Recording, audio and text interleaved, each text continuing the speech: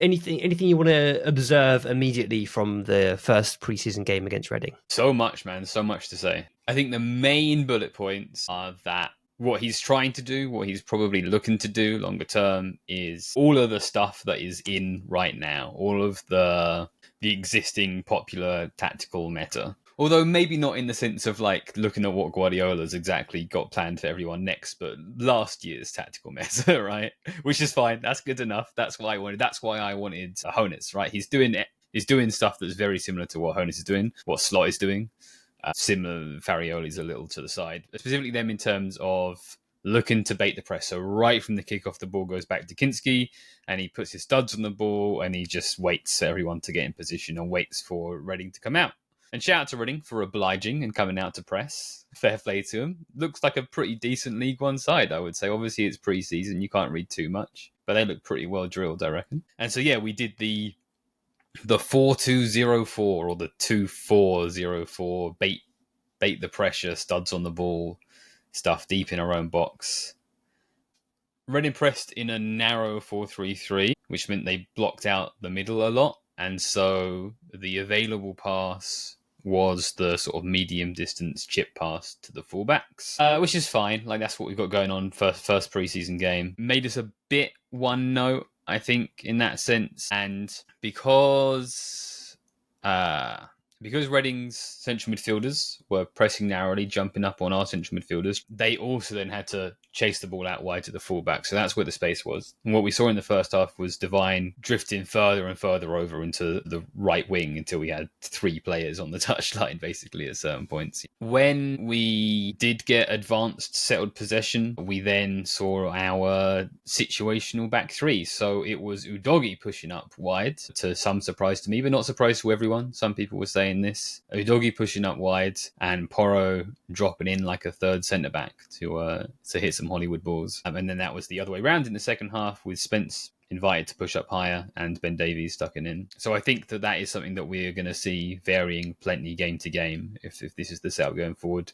because you can use Spence on the left and you can use those players in each of those roles, I think, for sure. I completely agree. And just on that point, I was surprised that it was that way round, but it kind of made sense to me as the game went on. Because of the wingers, I think. Because of the wingers, but also because of, obviously, Porro's playmaking ability from deep. Sure. And I really noticed Udogie releasing the ball early. That was a distinct change from what we'd seen under Postecoglou. And then defensively, and this for me is quietly one of the concerns I had with Frank. You might not think why, if you're going to have concerns over Frank, it would be more about in possession than out of possession. But if you look at Brentford, both early Brentford and sort of supposed Brentford 2.0, they press high, man to man. And then once the high press is beaten or forced back, they drop down into a low block. And they spend very little time in their medium block shape. And to be honest, I think the medium block is the most important defensive phase for a big team. And so was good to see plenty of medium block in this game. So it was sort of 4-4-2, or maybe you would prefer to call it a 4-2-2. Is that too many twos? Yeah.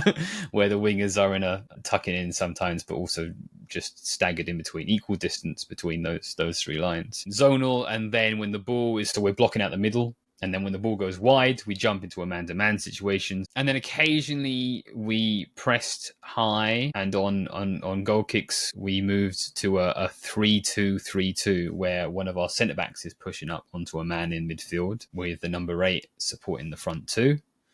Which is a bit scary, because a couple of times the Reading goalkeeper found one of his own fullbacks, and then the fullback fed it up the line to the winger, and then suddenly the fullback has to chase 30 yards of ball and abandon the back line. So I think teams will be looking to try to take advantage there at some point, but we'll see. I think one thing I wanted to touch on was there was a lot of, obviously we built in that 3-2, I think there was a lot of those bounce passes into midfield. So popping it into one of the double pivot and they then pass it back. And that's as well another way of kind of enticing the press. It's like you tease them to play it into midfield and then you pop it back. And that sometimes midfielder who's pressed the midfielder or whoever, they might carry on the press and it gives them that little tease. But I think there was times where we did pop it into midfield and either one of the pivots had enough time to turn and play forward, and they were still so set on just playing it back. And I think we had a more, which I've been banging on about for ages, but a progressive passer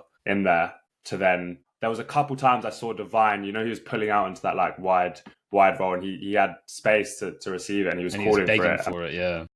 Yeah, and Bentancur looked and just played simple. I think that's one. I agree. Top priority in the market is to bring in a creative number 6, and you can see the place for that player in certain plays. But I do think some of the struggle in progressing the ball centrally, both from deep and from advanced possession, is going to be a coaching thing, because I think throughout the game you saw, as you would typically expect from first preseason game, of course, but you saw quite a few of the details missing or unclear. You see players making a run and then hesitating and then backing off and then, actually, I should make that run. You saw passes coming inside when they should have gone outside, or a player maybe should have chased the inside run when they went out, and things like that. All of those things that take time to build. And for me, that's the big question now already, because I love what Frank is trying to do. But obviously, football is not the video game Football Manager where you select from a drop-down list, let's play like De Zerbi's Brighton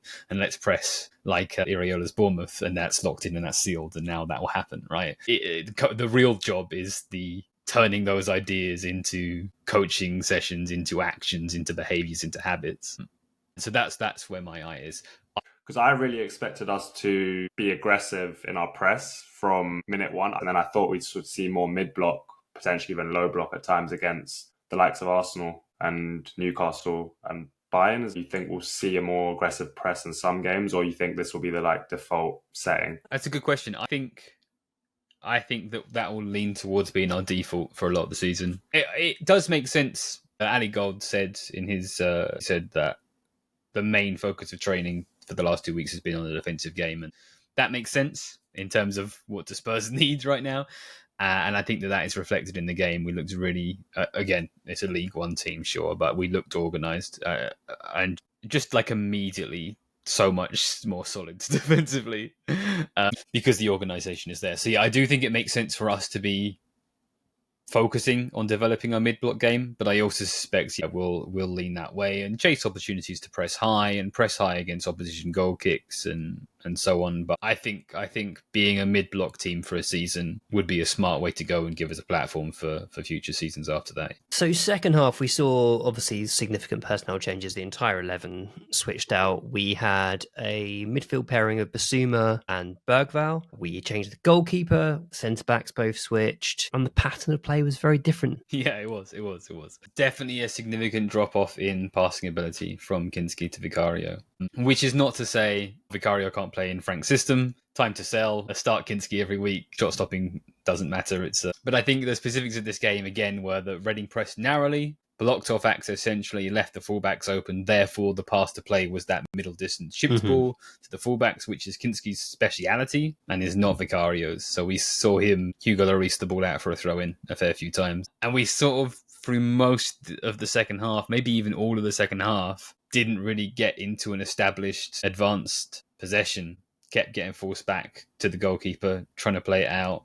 Couldn't get things going for us too much. Partly that might be down to the midfield change. Could it also be down to the centre-back? Yeah, man. Changes. Yeah. We played 4 centre-backs in this game who are good on the ball. Like baseline good to very good on the ball. Yeah. But only one of them is Romero. And oh my goodness, that man can pass the ball. Special player on the ball. First half, did the build-up, progressed the ball, advanced possession, blah, blah, blah, blah, blah. All of the fundamentals of what we wanted to achieve in that game in possession, but didn't create chances. Second half, can barely get out of our own box. But when we do, we have a player who can take on a man and burst into space and be lethal. And we created plenty of chances in the second half. That profile, oh my goodness, is it finally relieving to have that player in the squad.